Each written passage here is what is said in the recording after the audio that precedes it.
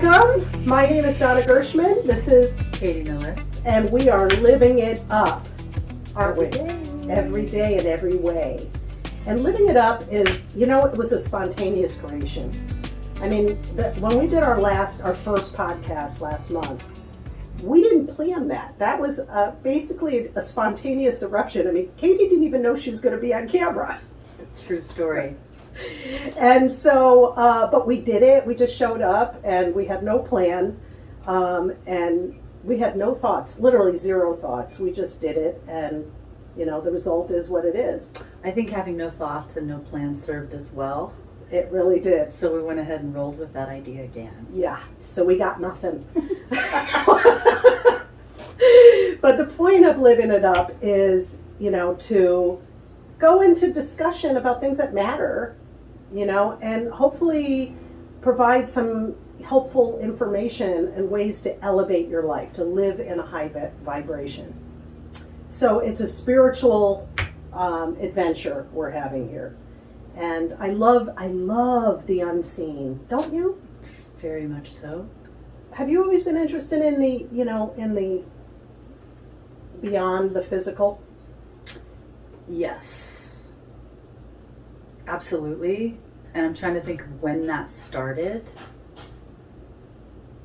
I feel like it's always been that way since being a little person, feeling alone, and being alone. Mm-hmm. So looking for a connection, or maybe it's that I don't necessarily know if I had an imaginary friend, but there's always been. I still do. I mean, I got lots. I got lots of them. But there was always something, I think there's always been something with me that I felt that has been really a saving grace. What do you call it? Whew. Do you have a name for this? Well, there's source. Okay. But for me, it's sort of a many thing. There's the goddess, Jesus is there, and then there's other beings, really. For me, if I've been needing help or coming to that place, like right before we started this, she's like, let's do a laser prayer. And how that brought us into the present moment was pretty incredible. Like my heart was started pounding. And to, as you were talking and everything you were saying was so on point for me, and dropping the past, dropping the future, getting into that moment.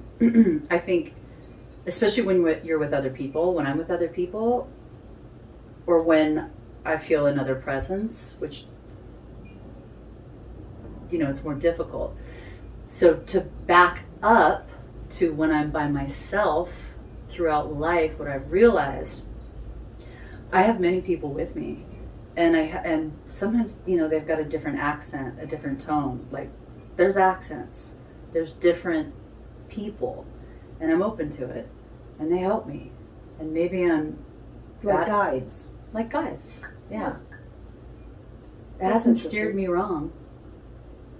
You're talking about how the prayer brought you into this moment and how powerful that is.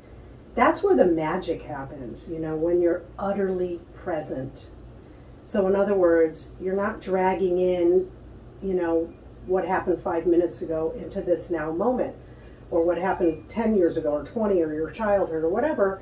When you are literally just being in the present moment, that is where your power lies. And that is where the magic happens.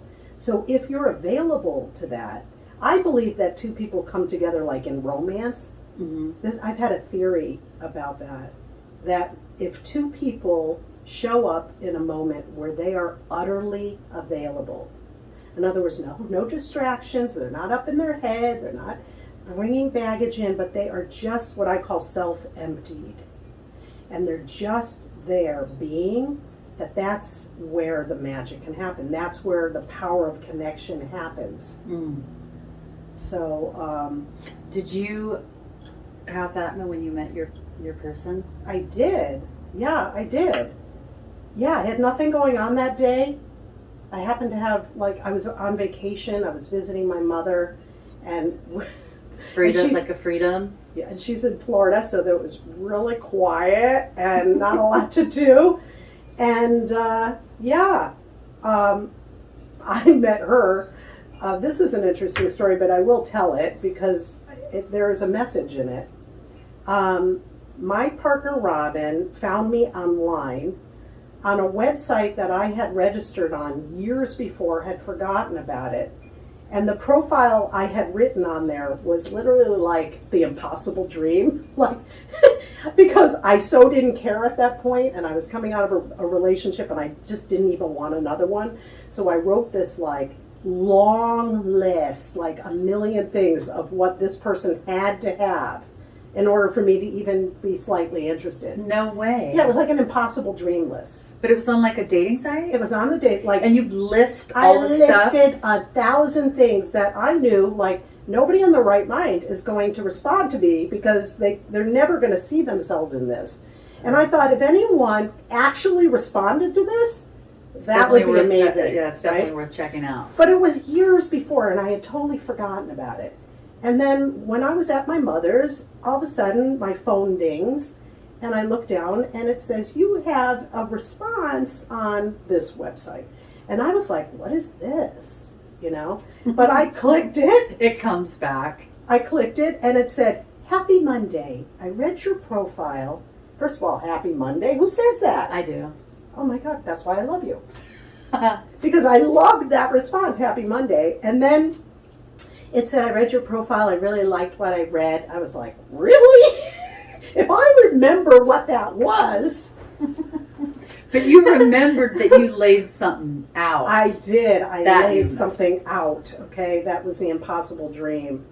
And so anyway, she said, care to chat? And I said, without even thinking about it, this is how when you're just utterly available. Totally. Okay? I put, I do. And I had said, and then I thought, did I just say I do? Who says that? I do, right? What am I, in the 1800s? I don't know. It was a phrase I'm not used to using, right? And I thought, I just said I do, like we were going to get married to this person, right? So we start chatting, and then we got on the phone, and within a short time, we had discovered that we were from the same place. We grew up just 15 minutes apart from each other on the other side of the country. And it gets better. So when I found out where she was from, I was like, oh my God, like we grew up down the street from each other.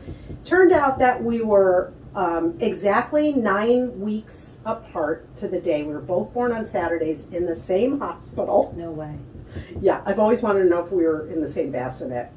But anyway. Probably. And then we discovered that we played softball against each other in high school. Against each other? Against each other. Hell yeah. Yeah. Wow. We had no recollection of each other, actually. Wouldn't that be, there's gotta be pictures somewhere. I don't know. Somewhere. I don't know, but it doesn't matter. And then I couldn't really remember her. You know, when I started thinking about, high school and playing softball, I'm like, I don't remember a Robin. And then like a year later, she said something to me, and she said, oh, they didn't call me Robin on the softball team. And I was like, what? She goes, no, they called me RJ. And then in that moment, it was like, ding. No way. I remembered her. Because she was a good player, too? She was a great player, yeah. That's so why was you know I. her name.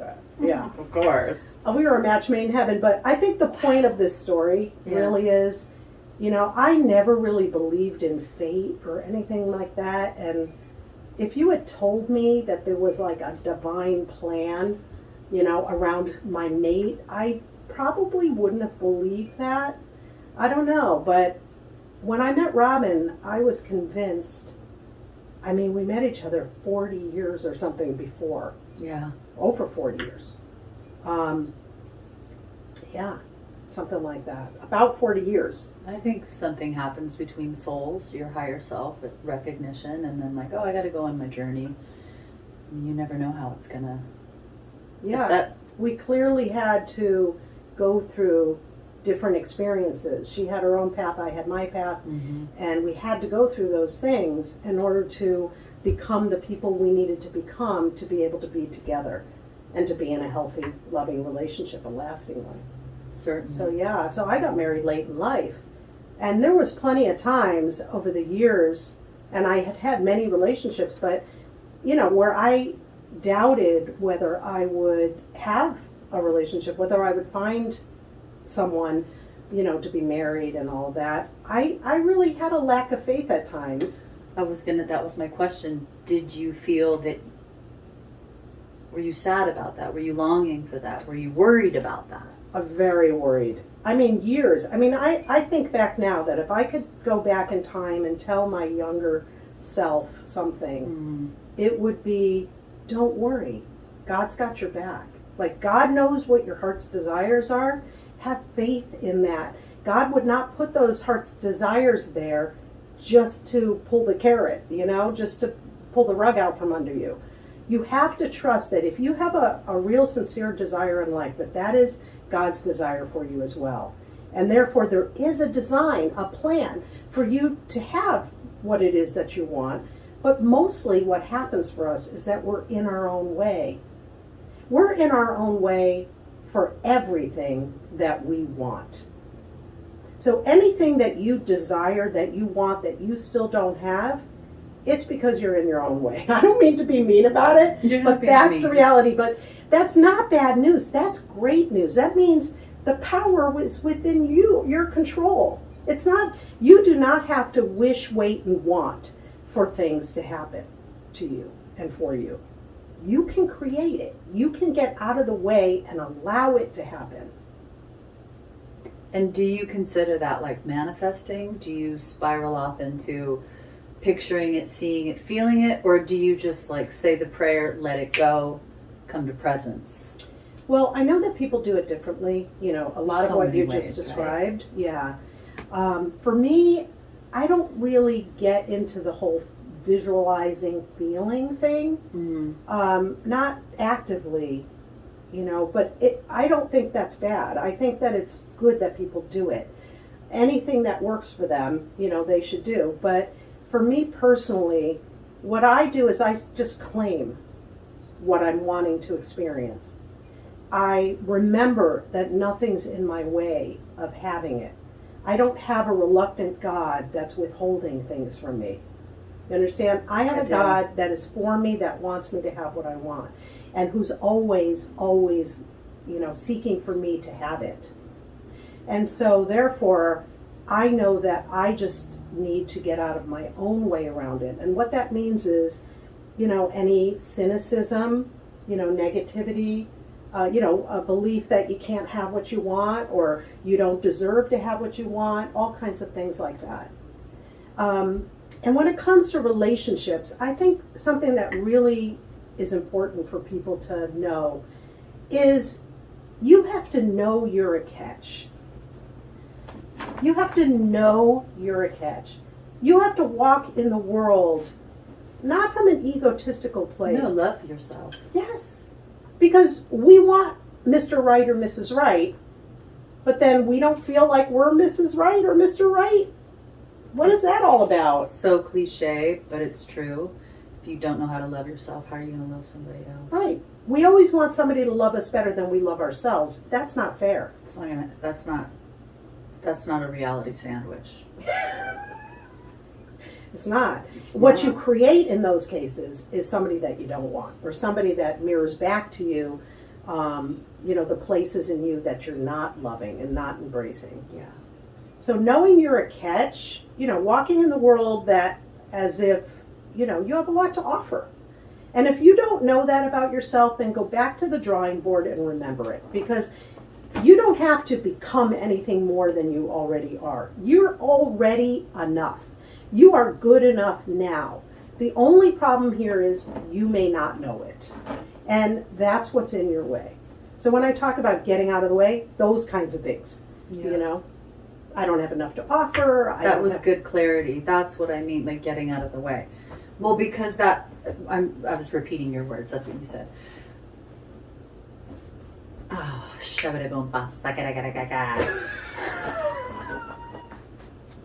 Exactly. But you have to be vigilant. I have to be vigilant. That's what I'm saying. right? That self-work, the kind of relationship that I wanted, I can only really speak for myself. I need real connection. I need to be able to break it down and, you know, have my partner that, like, we can go to the magic place and be honest, where it's like warm and communicative and safe and truthful and sexy and all the things. But if I don't constantly take care of this and this and this, if I'm not vigilant about my morning routine, my thought patterns, if I don't take care of myself, I cannot show up for my friends or my man or anybody. And for me in relationship, like my partner, my husband, yeah, I had to, at that point, you know, I had a good relationship. I had a great relationship with myself. And I think that's when it happens. You know, when you really authentically love yourself, you don't, how do I say, need another person to complete you. So you're not necessarily like, you know, you're not in a longing place, I need to have a relationship. If you're in that place, there's something in you that still hasn't given, you know, you haven't given something to you that you need. Amen. So yeah, I mean, relationships, it's interesting, it's magic how it happens, because it's almost like a formula. You have to love yourself. You know, you can't be needing, like, for someone on the outside to complete you. Ever. Because there is absolutely nothing on the outside that can, the Bible says, that can add a cubic to your nature, meaning it can't improve on perfection. You're already perfect. So there's nobody out there that can make you more perfect. The truth of the matter is you just have to know who you are, you know? And for me personally, this is kind of an interesting story. I have a really good friend, you know who you are, who lives in Atlanta, and she's somebody I've always admired. She's just an amazing human being. You know, she's bright. She's just got everything going for her, you know. And she was single for a really long time. And I always wondered why. I mean, she was absolutely a catch. There was no question about it. Funny, charming, everything. Happy, beautiful. This amazing life, cook, a great job, you know, just decorate, everything. All of it. You know, and so I said to her, you know, one day, I'm just curious, like, why haven't you, you know, kind of taken the plunge in a relationship, you know? And she said, well, Donna, and this really helped me. And this came into play when I met Robin. She said, well, Donna, my life is so good. What I decided was that if somebody came into my life, they would have to be so worth it for me to change my life. So if they would have to be that good. That's how she measured it, basically. Kind of like your list. Like my list, right? And so she wasn't willing to change her life for just anyone. But that's somebody who loves herself, who respects herself, you know, who values her life, right? Huh. That she wasn't willing to, like, just mess it all up for another person as soon as somebody walked in the door. So she just was super discerning. And then I met Robin, and I thought about that because my life was going so amazing at the time. It was just like peak, you know? It was. I was involved in so many amazing things, and I was just so happy. And I thought about it, and I thought, is this person worth changing my whole life for? Because, you know, when you get married or, you know, your life changes. Things change. And, you know, it was a clear yes. And that's how I knew, you know. But meeting Robin, I knew the moment. I knew before we actually physically met that we were going to be together forever. And she did too. We both knew. Just from talking on the phone. Really, just from hello, it sounds like. It was kind of like that. It was just, you know, what I would say is magical, but I don't think it's out of the ordinary, believe it or not. No. I think this is how it is, really. Like, when you're really ready, Mm-hmm. when you've reached the place of self-love, and you're available to love. I mean, how do you love someone else if you don't love yourself? And it took me that long. It took me a lot of dysfunctional relationships, honestly. It took a lot of growth for me to arrive at the point where I was ready to say yes to someone else. Yeah.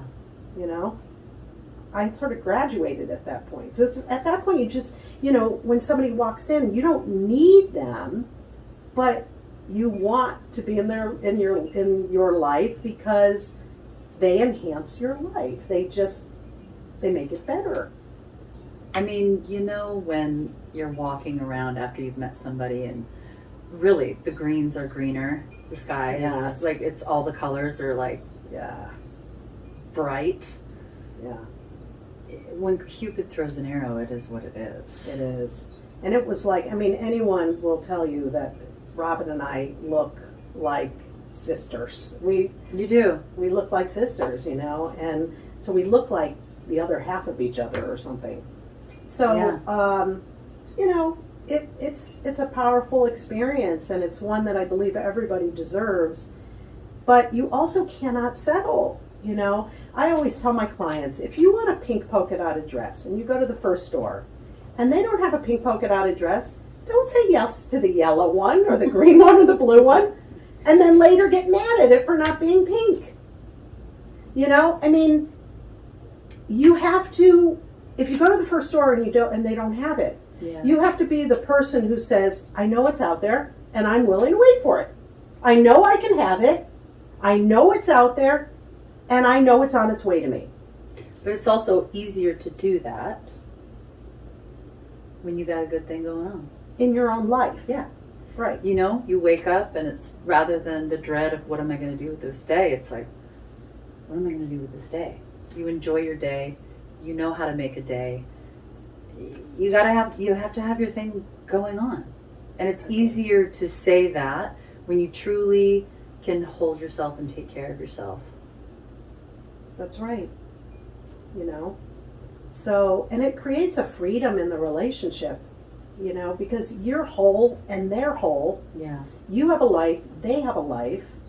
You're not codependent. There's a freedom, and you support them, you believe in them, you lift them up. Whatever you form, together as a unit is more powerful than both of you individually, but you're both individually whole. Does that make sense? Absolutely. Yeah. So I am enjoying marriage. I am too. I'm so surprised. And it's, it's not always easy. Come on. If anyone tells you marriage is easy, they're not telling you the truth. Park. Remember Maddie? Can you see Maddie? Come on up here. I didn't even get a bark or anything. I know. I've looked him in You the got eye. a slight nip. Okay. It was like a nibble. A slight nibble. Yeah. He's not easy. He doesn't find trusting to be very easy. This is us looking at each other in each other's eyes. Wow, a lot of eye contact. It's pretty major. This is where it starts. That's pretty great. So, and the other dog is a little shy. He's here though. His name is Gilly, and he's kind of wants to be off camera. Yeah. Yeah. He might show up. Oh, wait. He said, what? Hi, What do you mean Gilly. I want to be off camera? Hi, Gilly. Oh, I know. Oh, Very did you hear protective that? of Gilly. Oh, That's what very I was verbal. trying to pet him before, and he was like, Not having it. That's okay, I get it. It's your place. So what do you do? What is your, let me hear about your spiritual practice. What keeps you up? What keeps me like vibing In a good high? space, yeah. Well, starts every morning with a choice. I went many years ago with somebody I had met who was in Narcotics Anonymous, and they asked me to go to support them, and so I did. And I was at a meeting, and someone stood up. I know it's anonymous, but I'll keep it all, stood up and said, I woke up this morning like I do other mornings, and this barrage of darkness was just coming at me. And then I said, not today. Mm-hmm. And that stuck with me. I was like, I like that. Can you just say that and have it work? Did that occur to you? It didn't occur to me at the time. Because this person was so clear. He was so clear. And so I just thought, well, I'm going to try that. And that started that. So for me, I have enough habit to where I wake up in the morning and I can catch my train. Your train of thought. My train of thought. So you're a good observer of your thoughts. Big time. And that's a big part of my practice. I would say being in the observer often. So I'm highly emotional, feel a lot of things, feel like I hear a lot of things, see a lot. You know, as a younger person, it's on right now. It's on. It's on. It was overwhelming, so it's been a real practice to sort of take the reins, if you will. So being in the observer and then coming back into my body, feeling where it is, and really, how do I explain this? It's being inside, but observing and just letting it pass. For me, this is not to be trusted. Nobody's. Not to be trusted. Nobody's. And that came to a crashing halt, sort of, this isn't working mentally on any level. You know, like my 25, 26, I came to the end point of whatever that track was. And it wasn't serving me. So that's when I shifted more to the observer. I mean, obviously I'm leaving quite a lot out, but where this had led me prior to that was just bullshit. Mm-hmm. Stories on top of stories, and sagas and dramas, and connecting the dots into, you know, I can look back now and it's funny. But at the time, you know, my early like leading into and up to 26, 27 years old, it was tough. It was a rough road. The mind is the place. You know, I always talk about putting yellow caution tape around your head. Seriously. Like thinking about it that way. Like just put the yellow caution tape around your head, because if you go up to your head and you're up there and the head is just running the show, you're in trouble. That's scary. It's only leads. It doesn't lead to anything good. Yeah. And often I can say now, I wasn't in touch with my body. I'm a dancer, so I feel my body. But when I would be lost in that, or the worry, or the madness, if you will, or the depression, I wasn't in my body. I can see, it's almost like I was just totally up here. Mm-hmm. I couldn't even... Just up in the head. I couldn't get down. Yeah. Right. And that's the key. You know, you and I were talking about, one of the subjects we were thinking about talking about today was depression. Because it's rampant. Yeah. You know, and so many people are on antidepressants. And the key to healing depression, I help a lot of my clients, a lot of clients come to me with depression, and, you know, they may or may not be on antidepressants. Mm-hmm. And it's great when they're not on antidepressants, because then, you know, when I work with them, they can identify, you know, the improvement in themselves. Get a real clear signal. Yeah, then they know, like, the work that we're doing together is really working. They have a clear, like, wow, I was... Because they have contrast. Yeah. So close together. Yeah. You know, they know where they started and they know where they are now. Yeah. You know, and so, but when they're already on antidepressants, they, you know, they are dependent on that. Sure. And it may be working for them, but then they're, you know, they're going to be on it. And it's very difficult to come off of antidepressants, you know. So, but I am a firm believer, and sometimes antidepressants are the way you have to go, like in the moment. You know, I'm not against them. Especially if you're dealing with like psychosis, or psychotic. Yeah, I mean, there are circumstances where you need to stop the bleeding right now. Yeah. You know what I mean? And so in those cases, it's appropriate. But I am a firm believer that there is a way to heal depression and without medication. Yeah. 100%. And the reason I'm bringing that up is because of what you just said. The mind, if you're not mindful of what your thoughts are, if you don't pay attention, the mind will run you into the ground. Oh my God. Okay? It lies to you all day long. And it lies to you with limiting beliefs, because we live in a universe of infinite possibilities. There are no limitations on us. Zero.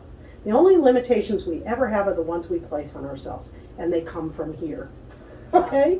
So the mind limits us, right? So there's limiting beliefs, there's false beliefs, you know? So stories we've made up that, you know, maybe we bought into from our parents, you know, different beliefs that we took on, you know, that don't serve us, that just bring us down. One is, you're a sinner. You know? Well, that one. You know how I feel about that one? So, you know, the bottom line is meditation is an amazing tool because you learn to become the observer of your thoughts, because you quiet the mind in meditation. Nobody's mind is 100% quiet, okay? Every time, everybody who comes to me in the beginning will say, I can't meditate, my mind runs me, I can't meditate, I've tried, it doesn't work. I'm like, honey, double Gemini Scorpio moon, tell me about it. You know, and if that's your case, that's normal. Just know that. In the beginning, for everybody feels that way, that their mind is too active or whatever. But that's more of a reason to do meditation. That's the whole point. And what meditation does is it quiets that mind over time. You begin to train your mind to come to something as simple as just watching the breath. Mm-hmm. You know, when you watch the breath, you know, one of the things you do in meditation is you close your eyes, you focus on your breath, you put your attention on your breath. And then the mind does that. So all of a sudden now the mind's not thinking about 10,000 other things. And it will, you know, you'll then become the observer and you'll watch your thoughts go like, oh, I'm hungry, I need to eat something. Oh, I have to go to the bathroom. Oh, what time is it? Oh, there's a fly in the room. You know, you'll have all of these different thoughts, but you'll train your mind to come back. You'll say, that's okay. The thoughts are okay. You don't have to be mad at yourself for having thoughts. You just redirect. Although that might be part of it too. But that, you know, no more thought, you know, just like taking a stance. That's all of it. But honestly, I always think the self-loving approach is the best way. Just to sort of be, it's okay, this is new, you're just beginning, have a lot of patience with yourself, but you just keep bringing the attention back to the breath. That's why we use the breath as a centering point. Then if you keep doing that, every day you do a meditation, it doesn't have to be an hour. It doesn't have to be 20 minutes. It can be 1 minute. Yeah. Sit in the silence for 1 minute. Bring your attention from your thinking brain down to the center of your being. Focus on your breath, your inhalation, your exhalation, over and over again. Watch the thoughts that come through. Do not get mad at yourself. Don't judge yourself. Don't get hard on yourself. Nothing good comes out of, you know, being judgmental. So always self-loving. Just bring your attention back to the center. If you do that, even for a minute every day, it will have a carryover effect. It will quiet your mind. You'll come back to your natural state of being. This is so important. So getting out of the head is vital. And in cases of depression, no matter what Western medicine says about it or anybody else tells you about it, it is not genetic. It is not something you have to experience or that you have no power over. You just don't know how to do it yet. That's it. So that should be an encouraging statement to you. No matter how many things you have tried, no matter how hopeless it may seem to you, know there is a way. And it starts with quieting this mind. So meditation's always a good tool, but it's not the only tool. But it's a really good place to start. Because if the mind isn't working for you, it's working against you. And I guarantee you in most cases, for most people, the mind is working against them. It will limit Yeah. them. So they'll believe in limiting thoughts, limiting beliefs. They'll believe in things that aren't true, instead of knowing that you can have everything, you can have anything, you can be anything. To know that the universe is supporting you, that you have everything that you need already contained within you, that you are powerful, you are whole, you are perfect, you are complete, that there's nothing wrong with you. If you start with those beliefs, if you allow those beliefs in, and you take that to heart and embody that, like, let that be your truth. Because if you let that be your truth, you're going to rise, you're going to feel better, you're going to come out of the low grade emotional responses to limiting beliefs, false beliefs, stories. Does that make sense? It does make sense. I thought, gosh, adding that part of every day, watching taking a little meditation, but also the other thoughts that we have, the busyness, just the busyness, the habitual. Mm-hmm. Sometimes it's sometimes it's like a record, and then the next song plays, and they're connected the same. That's always a trip. I'm like, whoa, that's no, thank you. But to let those, what you just said, run through there, you can have everything. You know this.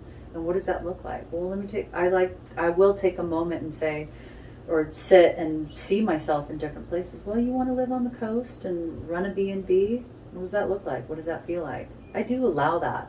I allow that for myself because it's fun and I know it's possible.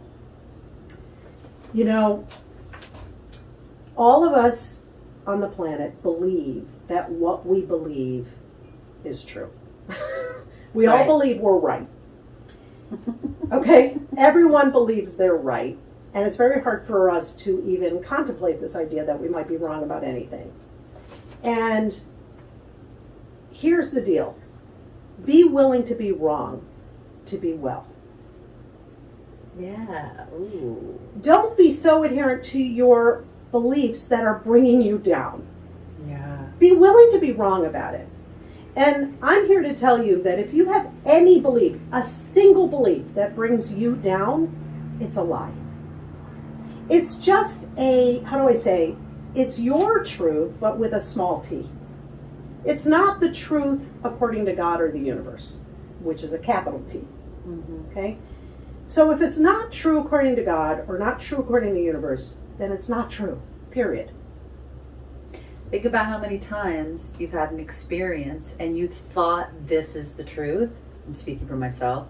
Let me speak.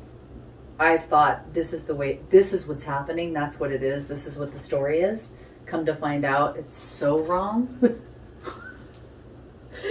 Yeah, it's a harsh reality. I don't think one human being on this planet hasn't experienced that. Right. So why would we don't have to choose that when we can choose that? We have free will. You can believe whatever you want, but you might as well believe things that are going to lift you up and create what you want to have in your life. So don't be so attached to your old beliefs. It doesn't matter how true you think they are. They're not true in the mind of God, so let them go. So the good news here is that that the truth does set you free. Yeah. Okay? The absolute truth with a capital T is on your side. It's good news. There's no bad news in the truth. But so if you have bad news in your mind, that's because you're believing something that isn't true. That's why it's so important to quiet the mind. So to heal, there's a couple approaches. You can eliminate the false beliefs and take on the truths as your beliefs. So in other words, you can replace the old thought forms, the old beliefs that are only bringing you down and limiting you with the truth that sets you free. When you do that, your whole life changes. You change. You become your best version of yourself. You remember your own divine nature. And you walk in the world knowing who you are. So you're now not under these beliefs of I'm not good enough, I don't deserve, I'm not this enough, I'm not pretty enough, I don't have the right body, whatever, all these limiting beliefs. I shouldn't be in this situation. I have the whatever. All the beliefs that we have that bring us down, they're just limiting beliefs. Now, they may be true to you, but they're not true in the universe. And they're only serving to limit you and bring you down and create feelings that aren't positive, that lower your vibration. So first there's a belief, then there's a resulting feeling. Okay? Now, And the vibration. and the resulting vibration. So every feeling has a vibration. Yeah. You could almost give them numbers, right? Yeah. But here's the thing about the body, because I'm into healing, okay? If you carry low-grade feelings around for a long period of time, like anger, sadness, disappointment, frustration, resentment, any of those things, okay? And more, there's a whole lot more.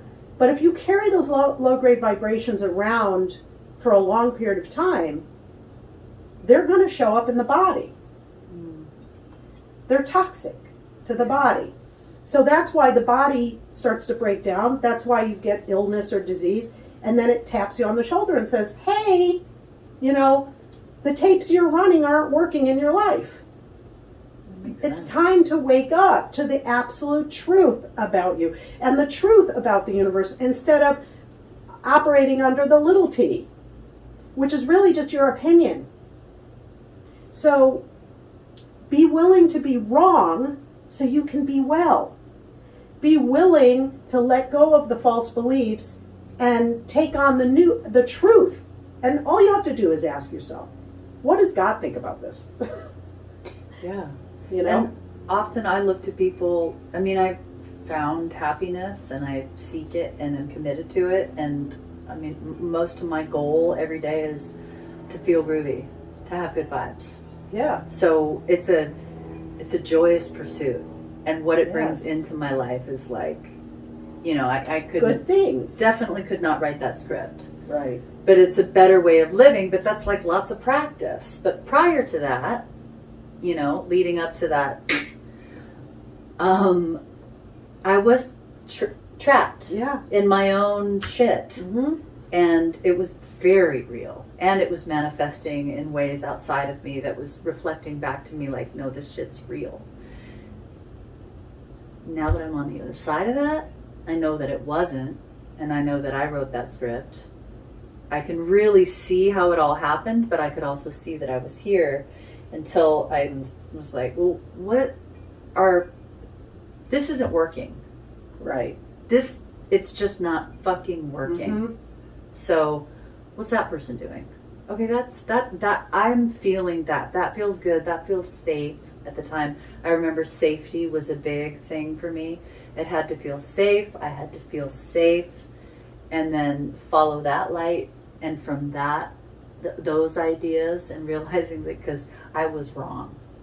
And that's good. Fucking A. Right? Isn't it just liberating just to admit you were thinking thoughts that didn't serve you? You were thinking thoughts you didn't need to think. And a lot of them. And they built on top of each other. And that's why we're here, to wake each other up. Yeah. So when you wake up and you realize, oh my God, I've been suffering at my own hand. Yeah. It's not the circumstances that have been causing you suffering, no matter what you think. It's the way you've been thinking about the circumstances. Yeah. Or the way you've been thinking about you. Or the way you've been thinking about somebody else. That's what causes us pain. Yeah. So you have the option to shift your thinking, to change the way you're seeing something. That's why you're empowered. So it's a beautiful thing when you wake up to this, because when you start coming out of, I always call it looking through, like you're looking through a straw, right? Yeah. Your whole life, you're looking through this straw and you think, this is what's real. This is what's true. These are my beliefs. This is the only thing that matters, right? And we're looking through these straws. And we don't realize there's all this outside of the straw until you take the straw away. So the straw is your limiting beliefs, is your thinking mind. Yeah. That's why, so the first approach is to exchange the limiting thoughts for the truth. Like weeding out your garden. You have weeds, which are the false beliefs.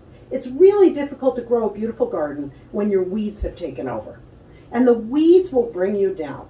And we all know what we need to do if we want to create a beautiful garden. We have to do the work. We have to weed our garden. We have to get out there. There's no, Some of them got shortcuts. nettles all around. You're going to get You stung. get bamboo, Yeah. right? And people say, well, I have bamboo. I can't do it, But we Hawthorn, know. rose bushes. Yeah, it's look, thorns. but it doesn't. Spiritual work does not have to be hard. It's I actually agree. pretty simple. It's just willingness. When you understand the concepts, then it's pretty easy. As long as you don't have resistance. But when you weed out your garden, then you can plant the seeds of truth, and those seeds of truth will grow and they will blossom in your life, and your life will start to look amazing. That's how you have to do it. So that's one approach.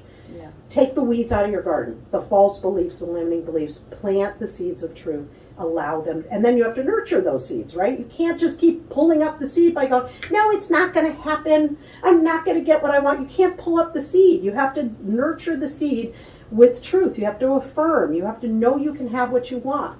Have faith. The other approach Consistency. is simple, which is to quiet the mind. Just use the practice of meditation to learn how to quiet that mind. Okay? And then you begin to become a very good listener to that intuition, to that inner guidance that we all have, the inner navigation system that we've all been given. And when you listen to that inner navigation system, you will feel connected. You will feel connected to the larger whole, right? Yeah. You won't feel alone and separate and cut off anymore, like you're in it alone. You'll feel like the lamp that's plugged into the outlet versus the lamp that's sitting there not plugged in really isn't going to be its best version of itself, right? So, learning to meditate is the first step. I think is really helpful for people dealing with depression or actually anything. Just to learn how to quiet your mind so you can be utterly present With yourself inside. and in the moment with whoever or whatever is around you. To just be absolutely available, because in any given moment, that is where your power lies. It's not in the past, it's not in the future. It's right here, right now. This is where your power lies. It's in being available to the truth of who you are. Understanding that you have everything that you need within you, that you can claim it right now. You have unconditional love. It's within you. You have peace unconditionally. It doesn't depend on your circumstances. It's in unlimited measure. You have it right now. Call it forth. You have divine intelligence and wisdom. You have guidance. You have truth. You have power. You have wholeness. Right? You have creativity. You have abundance. You have everything contained within you. There is nothing that you don't have. But we walk around thinking that we don't have it. That's a lie. It is a lie. I'm compelled to say one thing. Something like that. When people have been through things in childhood, when it's really traumatic, Yeah. That for some reason I thought, what if I'm the person watching this and thinking, but you don't know what I've been through, so that's all fine and good. But if you knew, Yeah. I'm compelled to say, find that person then, because for me it was finding the door. What's the first step? Am I going to practice meditation? Or if it's something traumatic like that, who's that person who's been through the same thing and has made it out and is speaking about the light now? Because maybe you'll trust them. Yeah. Because it's just getting through that door if it's something traumatic Right. like that. I just wanted to add that. Yeah. in. And everybody's been through stuff. Everybody. Everybody's visited the darkness. Yeah. And no matter what you've been through, you are more than that. You are more than that. That's what's really important for you to remember. You're not your circumstances. You're not the things that have happened in your life. You have power. You are perfect. You were made perfect. You are still perfect. No matter what happened, nothing can change your divine nature. And you have access to everything you could possibly need or want within you. So, yes, it's a process, but it can be done, and you can be free of your past circumstances. And you can live a life that you deserve to live, one that's filled with light, you know. And if you allow that light into your life, you will lift yourself up. You know, you'll remember who you are. And you know what? The great thing about that is it has a contagious effect on the people around you. When you lift yourself up, you will lift everybody else up around you, your family. It'll just happen by osmosis. It might take a while, but you'll start seeing things changing in your family situation. And you'll be like, how did that happen? It's because you woke up. So, yeah. Anyway, this has been an amazing, interesting conversation. I had no idea where we were going, right? So if you have any questions, or you just want to comment, or you have some feedback, or you know, you want to make any suggestions to Katie and I, we're open to everything. We're open. Yeah. Just questions. Throw a question. Yeah, throw us a question. And you know, we may do some call-in programs in the future. We've been talking about it, so that'll be fun. But in the meantime, feel free to shoot me an email at youwillheal@aol.com. You can also call my office anytime, 818-904-6840. You'll see the number on the screen here. And this has been fun. I have been enjoying doing this. I hope you guys at home are getting something out of it. You know, it's really here, just I'm trying to, you know, to give as much information as I can. I've been there too. I've been on my knees too. I've been in the darkness too. And I haven't had to be in the darkness for years now because of the things that I've been talking about. So it works. It's real. And I'm here to help anyone who needs it. And I really just want people to know that they don't have to suffer, not for 1 second. It's not what you're here to do. No matter what your circumstances have been or are at the moment, you have the power to transcend all of that. And I want to show you how, so that you can live the best version of your life. You deserve that. And when you're there, and when you're living in that place, in your power and your truth, you're going to be the most beneficial presence on the planet. And believe me, the universe wants that for you. The universe needs you. Have a great day. We love you. And we'll look forward to seeing you again soon. Bye.